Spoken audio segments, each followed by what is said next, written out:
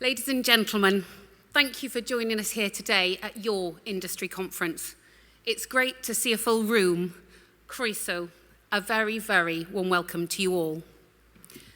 Today's HCC conference, set amongst a unique set of global changes and challenges, looks at how together we can secure our futures.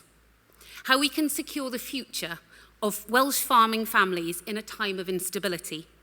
How we can secure our way of life, our culture, our communities, by knitting together a solution to the challenges we all face around food production, food security, and future sustainability.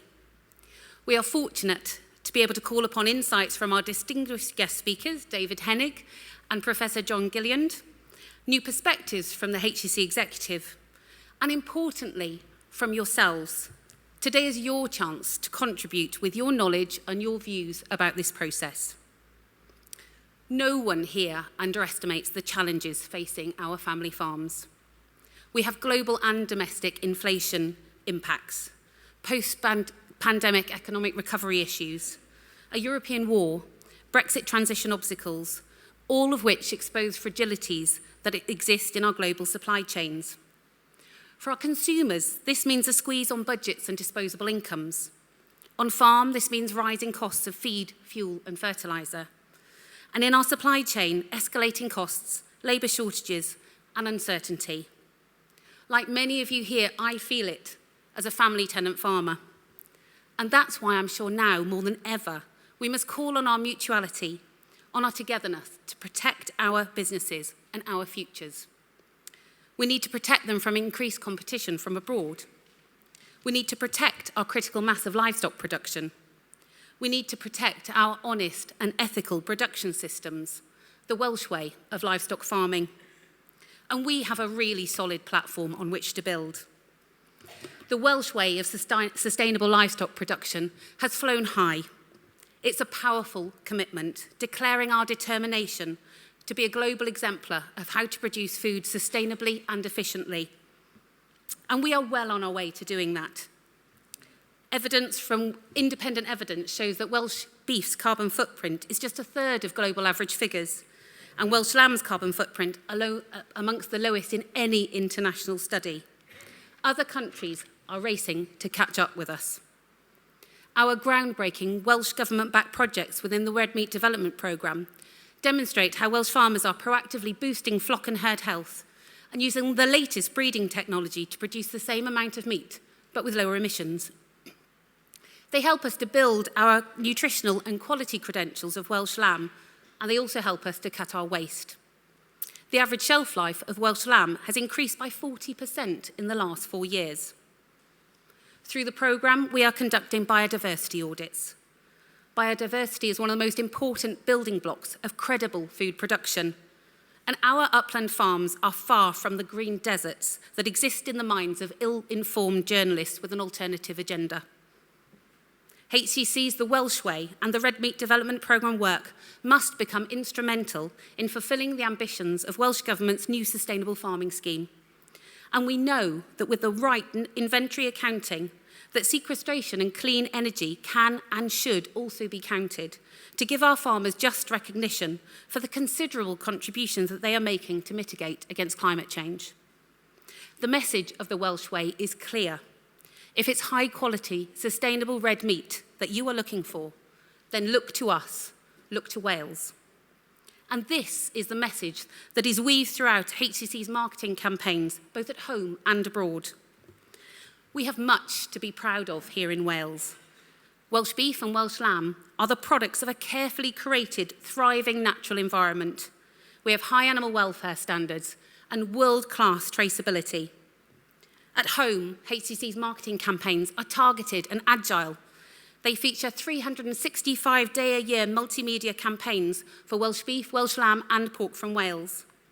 There's a Welsh beef advert airing right now on commercial radio. And over the past year, we have produced a huge amount of content to hit our key target markets commercially. The stars of the show are chefs, sports people, and of course, our farmers. We are showing that our food is bought by the best, is nutritious enough to be part of the diet of professional athletes, and is, of course, produced with pride and integrity. Our new marketing materials for independent butchers are also helping consumers bearing the brunt of the cost of living squeeze to eke out their budgets while still keeping red meat in their diet. We have been enriching our future generations with educational resources both inside and outside the classroom.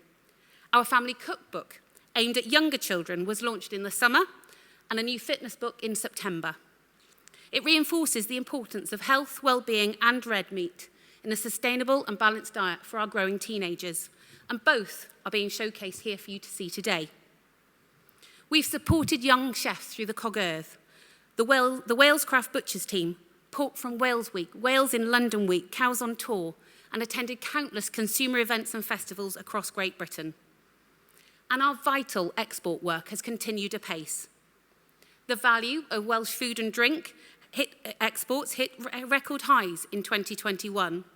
And of course, Welsh lamb and Welsh beef led the way. We have already seen a 22% increase in Welsh lamb to Europe in the last year, and an incredible 227% increase in exports to new markets. And last month, in October, we were delighted to announce that the first shipment of Welsh lamb made its way to America in over 20 years. After many years of hard work led by HCC, government officials, our processors, and the whole industry, it was fitting that the first lamb to arrive on Welsh soil, on American soil, was from the heart of rural Wales. We are now eager to build on our presence, and we estimate it could be worth £20 million a year within 5 years with the right support and investment. And with the World Cup just around the corner, HCC will be making the most of having the world's eyes on Wales. Working collaboratively with Welsh Government, we will be transporting the pride and the passion that lives within us as food producers and football supporters to the USA and the Middle East. And although we will be cheering on Gareth Bale and his team over the coming weeks, we're also proud to captain Wales's own team of food and drink producers. And we need to ensure that we are fit for the future. And that is why I want to talk candidly to you now. I'm a farmer. HCC is our levy body. We pay levies so that all levy payers can benefit, so that we all together are able to respond to threats and challenges, and so that we can emerge stronger, brighter and bolder together. You know that HCC has taken care to make sure that every penny spent is valued and accountable. And we want to keep shouting about Welsh farmers and their success stories. I, for one, will never tire of telling anyone who hears that Welsh lamb is the most sustainable produced lamb in the world. But we need the resources to do this essential work. And that is why HCC is proposing a new mechanism is introduced to allow the annual levy rate to track inflation. Next year, for instance, this would mean an estimated additional 6p on the producer levy for lamb. For a pen of 10 lambs in Monmouth Market, where I was earlier in this week, this would be 60p. The coffee I bought in the market cafe cost me £1, and I think that was good value for money. And so would the additional investment in the levy by proportion that HCC is proposing.